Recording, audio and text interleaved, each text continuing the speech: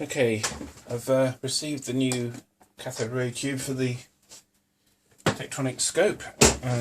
This is the new CRT.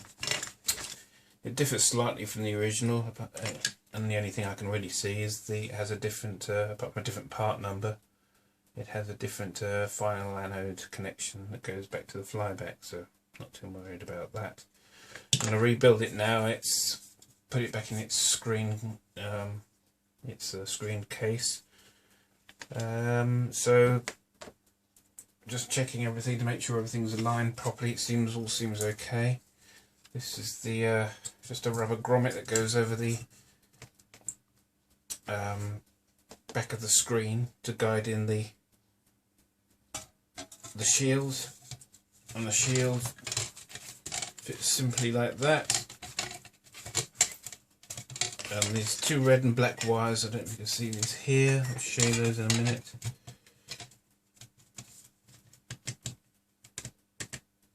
Okay, that pushes on like that, it's nicely tight. And then we've got the two red and black wires here, and these red and black wires go to the front panel, and that's the screen rotation adjustment. It just applies a magnetic field to the neck of the cathode ray tube to straighten the beam out if the beam's deflected for some reason. So the next step is to slide it back into the CRT and back into the scope itself, checking that you've got full rubber bungs in the corner. One's just fallen out.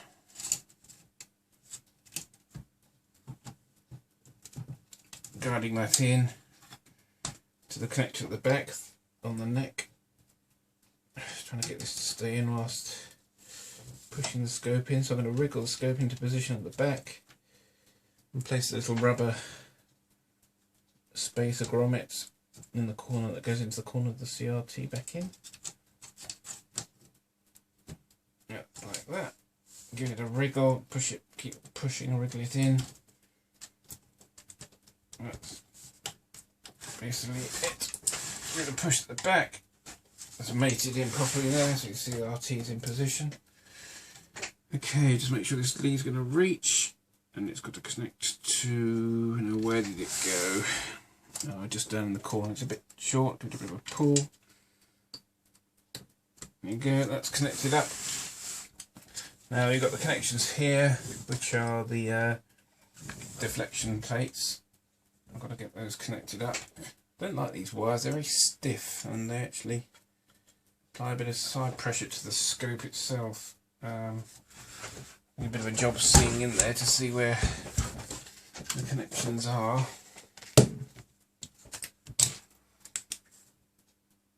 Okay, I can just see one, I can see them both now.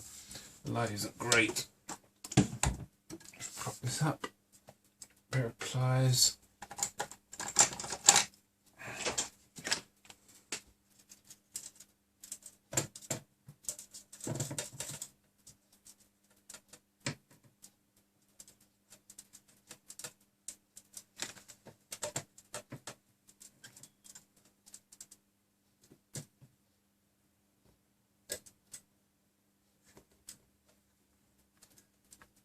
Fiddle to get this wire in actually.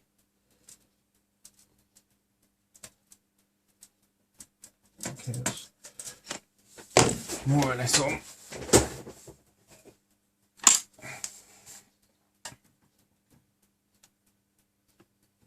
Get the first one on. Get the second one on.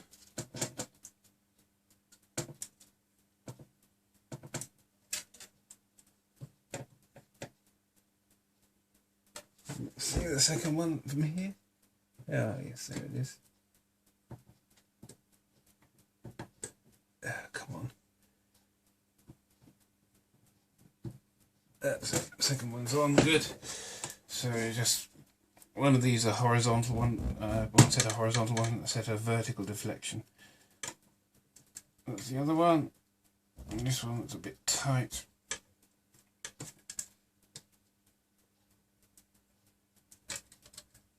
Be careful, don't bend the pins on the CRT itself, don't want to do that. Stressing the CRT. Okay, that's okay. So that's the CRT in position. Now the next thing to do is have a look at this anode cap. And this anode cap here, as I say, has got a different connector. So I think all I'm going to do is I'm going to solder. Let's turn the iron on. Took the heat up of the iron a bit. I'm going to solder this connection to this CRT. I think what I'll do, I'll probably cut the CRT lead back as far as I can, so the lead hasn't got a load of, I don't want it all hanging down on the circuit board. There's a risk of tracking if I do that and arcing out. So cut this lead back as tight to here as possible and strip that back like so. Now this is the bit I don't really want to do because it's the new CRT, but to keep this lead the right length, what I'm going to do, I'll make that's the mated part of the that's the flyback lead. I'm going to cut this so there's no excess or very little excess cable. I'm going to cut that there, like that. So that's, I'm going to strip that back carefully. Use the proper wire strippers.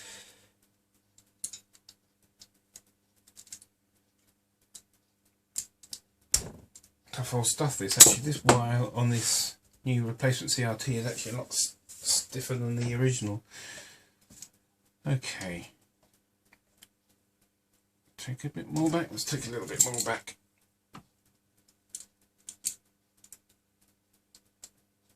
That's it. Okay, so we haven't got don't have to have a kink in the lead. And I'm not going to do a, shall I do a hook joint? No, I think I'm just going to do a straight joint on that.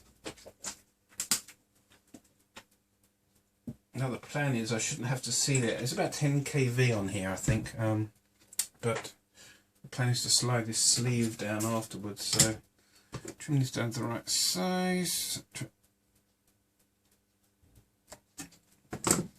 Alright, let's get that tin solder. Okay.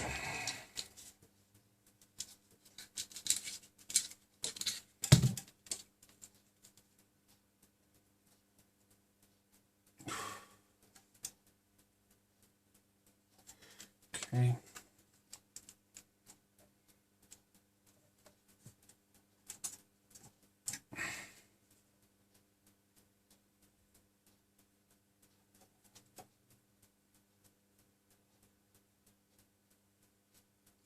Join that up. Now all I plan to do is just slide that down over there, and that's protected. So that's good. That's the final anode connected up. Right, what else have we got here? This plastic cap, transparent plastic cap, I think pops over the connections. It just snaps on there. This particular way. No, top. Gives you a bit of a clue. It goes on there like that then.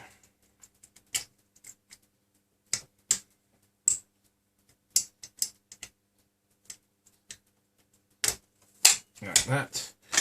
Then we've got 3 nuts, which are 2 of them. Where's the third one? Oh no, it's only 2. That's right. 2 nuts. That's the protective cover on the back.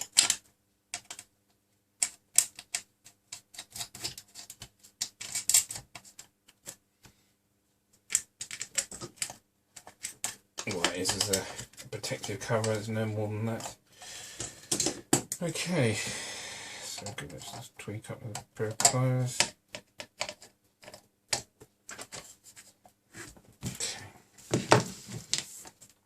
So that's the CRT in. Now in theory the best thing to do probably now is to test it to see if we get any display, which I should hope we will. So let's get our mains lead. Where are all my mains leads gone?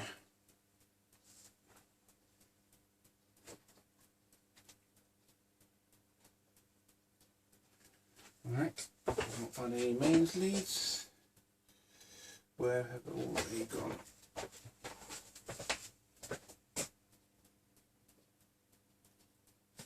Okay, found a mains lead. Just plug the scope in and see what happens. Just check, make sure I've connected everything up. Yep. Okay, all looks good. At this point, I can hear the flyback working. Just I'm not going to turn the beam up straight away. Just give it a couple of minutes to, or 30 seconds or so to warm up. You can see the display there. Just about see it there. Bottom of the screen. Okay, intensity. Let's beam find first. Yep, there's the beam. Turn the display right down. Good. So let's get it to run. There's the beam. Nice and bright, very bright actually. Position works, does it? Yep. Okay, that's good. A bit of adjustment on the focus. Lovely. Now, let's see if it's fixed the problem. Move it up and down. There you go. No distortion at all on the top of the screen or the bottom screen. Seems to fix the problem. Excellent. So let's go to channel 2, both channels. It's working good. Everything looks fine. Got a whistle from the flyback transformer actually. It's quite noisy. But it seems to be working okay. So the next thing will be to check the calibration of the scope for its time base mainly. Well, all the things really. So what I'm going to do next is probably do another video actually on the calibration procedure, because I need to check the final anode voltage, which I've got a high voltage probe for, and check various other settings, i.e. like the vertical and horizontal amplification, make sure that everything's in spec. So coming up in the next part of the video. Okay, I think we're ready to do the calibration on the horizontal now. So I haven't actually read the manual yet, but I'm just going to plug it into my Valentine calibrator and see what we get. So let's get that lead out of the way so it's not hanging in front of the camera.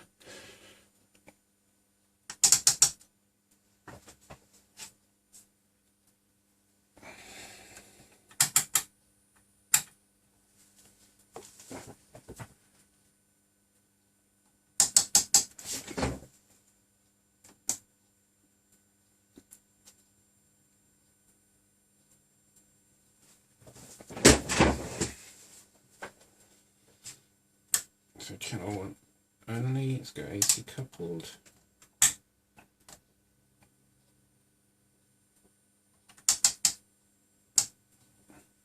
Not a lot happening from that. Why is that?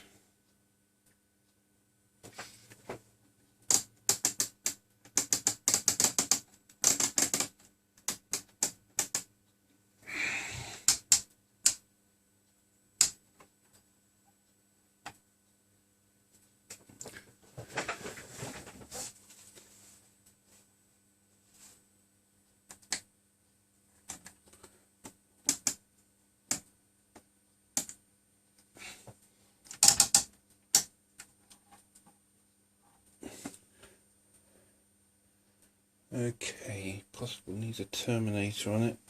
I didn't expect to see something other than that.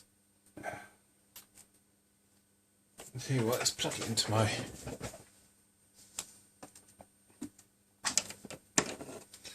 audio signal generator at the moment.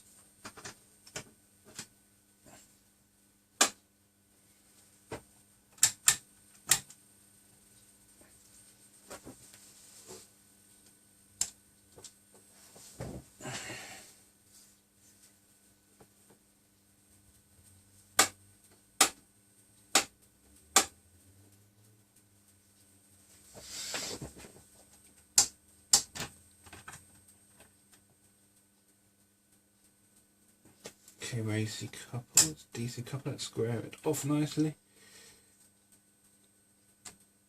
Right, so that's obviously okay. So what's the matter with this thing? I think we need to possibly put a terminator in it. Oh, they're the marks then. Trigger level correct. So I'm setting this to, that's 20 milliseconds. So every time based to 20 milliseconds. That's 20 milliseconds.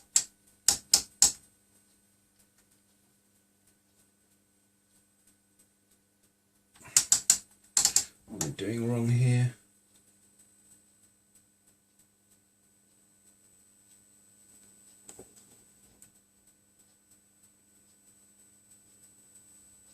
My trigger, oh, still haven't really got the hang of this scope.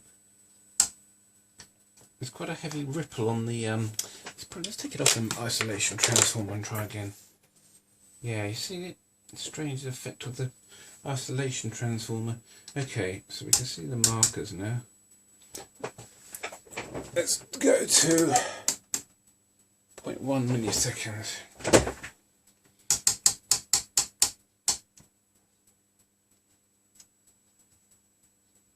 Try and trigger on that, but I don't think it's going to do it very easily. AC couple as well. There we go. So now, okay. There's a very fast rise time on this, so but you can see the mark. Actually, it looks pretty good. It's slightly out. Let's find the calibration procedure for that then. Focus adjustment.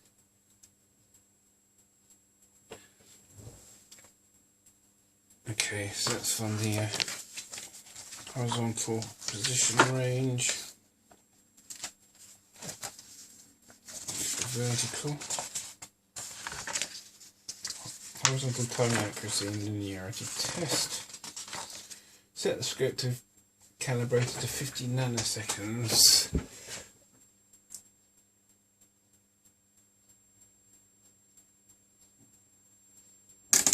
Which is right around there. We just trigger a level for stability control, so what? Why this is right open. There we go, getting something there.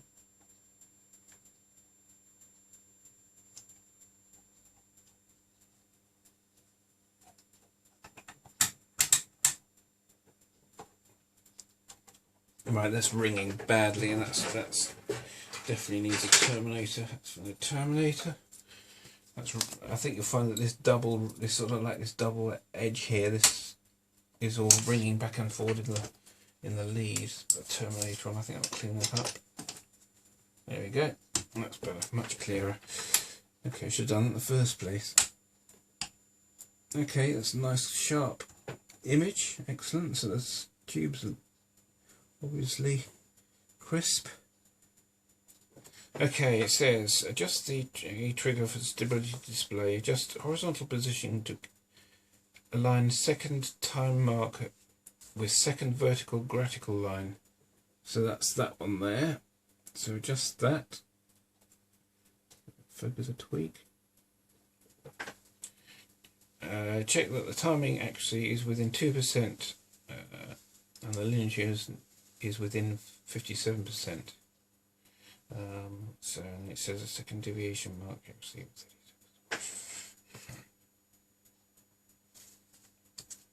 It actually shows in the manual to use a terminator as well. Set this, set the script to 1 second, just to,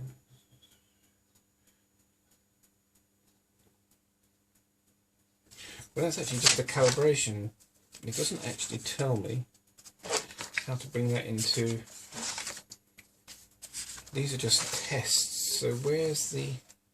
Oh, here we go. Horizontal amplifier gain adjust, which would be what it was. So let's have a look at this. Connect the scope to a calibrator with a 0.1 millisecond time mark. 0.1 millisecond. 0.1 millisecond. What is that?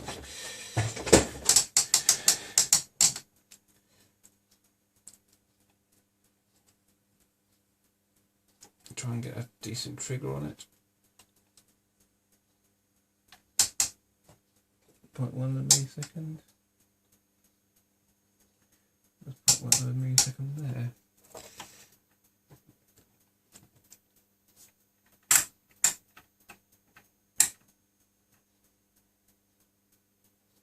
Not so clear now.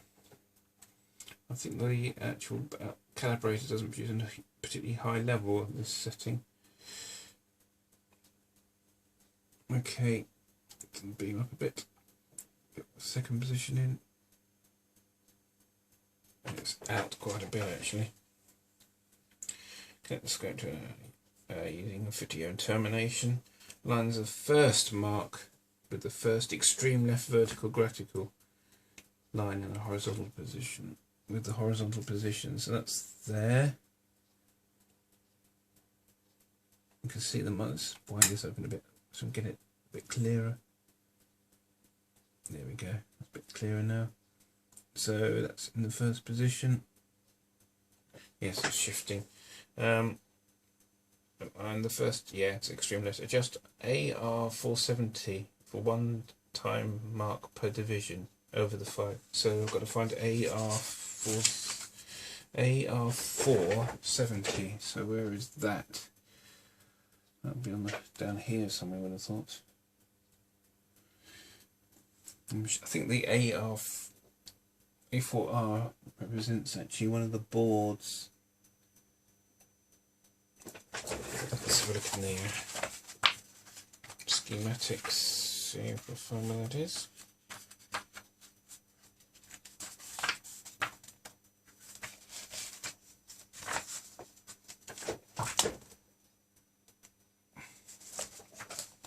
Schematics in here are very small, not easy to read.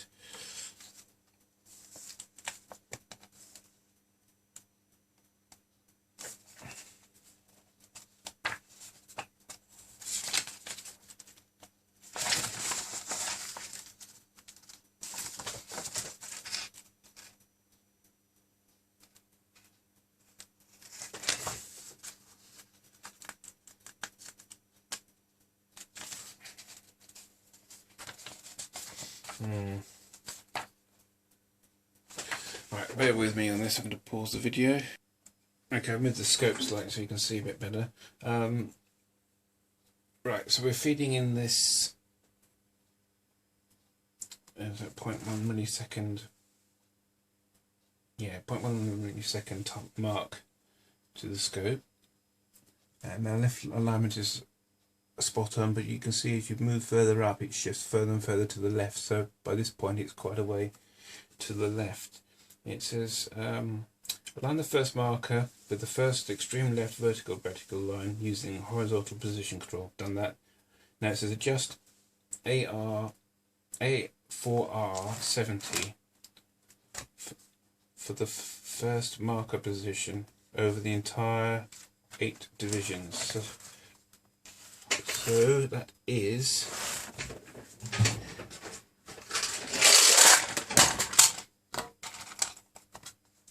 according to my layout.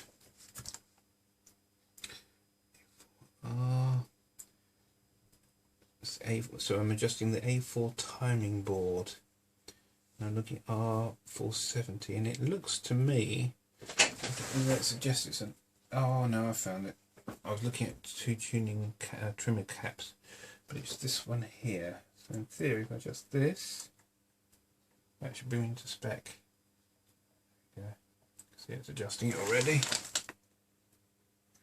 So it's looking better already, actually. That's absolutely spot on. So that's the first adjustment for the 0.1 millisecond range. And there's a 10 times horizontal amplified gain. Set the control of the following positions: horizontal mode to A. What the hell's horizontal mode to A? Oh right, yeah, horizontal mode for the time base to A. Set the 10 microsecond. Select 10 microseconds time markers from the oscilloscope calibrated. So what, 10 microseconds? That's 10 microseconds. Align the Align the nearest time marker to the first vertical on the horizontal display. Now, I suppose it hasn't told you to pull that times 10. Oh no, it has, sorry, I missed that. So times 10, so intensity up again. Align the nearest marker, so like as before, a bit more jumpy now. And that is, to be honest with you, that doesn't need adjusting, that's fine. And it says magnifier registration adjustment. Set a time division switch to 0.2 milliseconds, so that is there. Select 1 millisecond markers on the scope calibrator. That's 1 millisecond. Position them. I don't think we need a times 10 on. So we are on times 0.2. That's 0.1 is normal. Hold on a minute. Is that right? Set the time division switch to 0.2 milliseconds. No, set the second division switch to 0.2. Which is definitely there. Set 1 millisecond markers. That's what I've got. Position the middle time marker rising edge on the center of the vertical graticle using the horizontal. Okay, so let's bring this down a bit. So that's there. Hard to see that, but try to focus a bit. It's there. Set the 10 times magnification to off position in, which it is. Just R 749 in the middle, center vertical line. Set the 10 times magnifier to on and check the horizontal shift. Oh, okay, so okay, that's the shifter there. Just R 749 to position the middle time marker to the center vertical graticle line. Right, I understand this.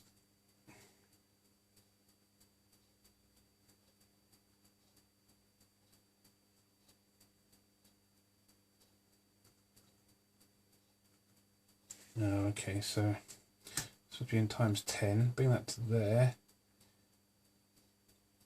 Can't really see the rising edge, that's the trouble. I've got enough.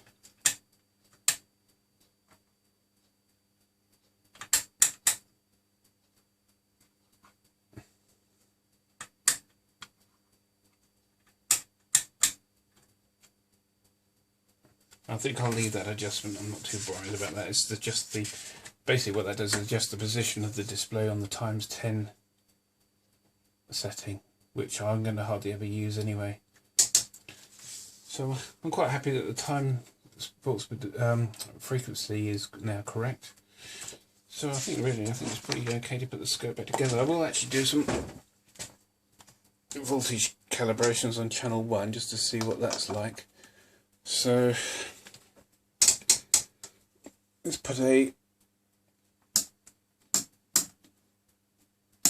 that's a 1 volt peak to peak signal. Turn the scale to 1 volt peak to peak. That's 50 milliseconds, is it? Millivolts.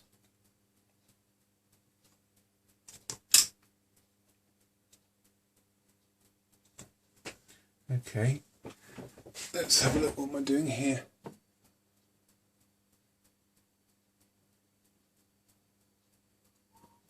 Right, 1 kilohertz. So that should be 5 volts peak to peak. At the moment that's showing 50 millivolts. Let's take the terminator off now because I think the terminator will... Okay, yeah. So let's go to... Right, 1 volt per division. Okay, let's take the calibrator to 1 volt. That's 1 volt. And that is good. So it's half a volt, so it should be 2. So that's 2, 4, 6, 8. That's absolutely fine. There's nothing wrong with that. Maybe slightly overreading. I don't think I'm even going to bother adjusting that. So that's okay. So we'll check channel 2, and if channel 2 is good, I think we'll continue to put this thing back together. So let's flip it over to channel 2. Let's get it on the right range.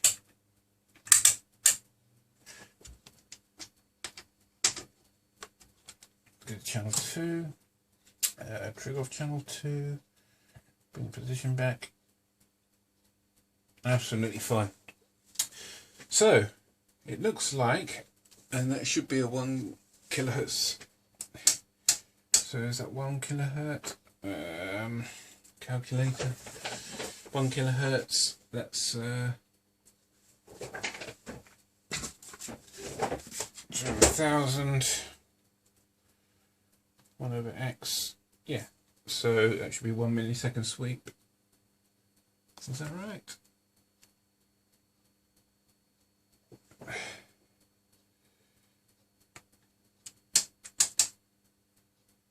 It's the trouble. I'm so used to sort of digital scopes that read out all the frequencies. I've forgotten how to use a bloody analog scope. Let's put this back to.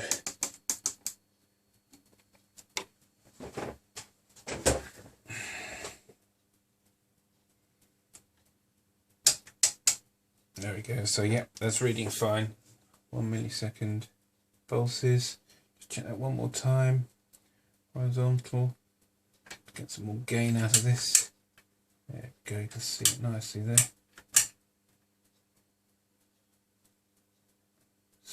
Get the trigger to work. There we go. Might need to adjust the astigmatism slightly on this scope just to get the pinpoint. It's not quite. Position again. Just a fraction more adjustment on that pot. And then we'll leave it, I think.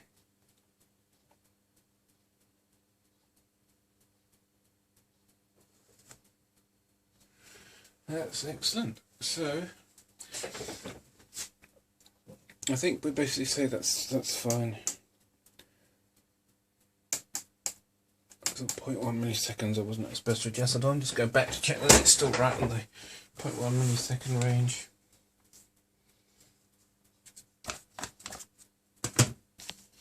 So there's actually adjustment for 5 nanosecond time and linearity.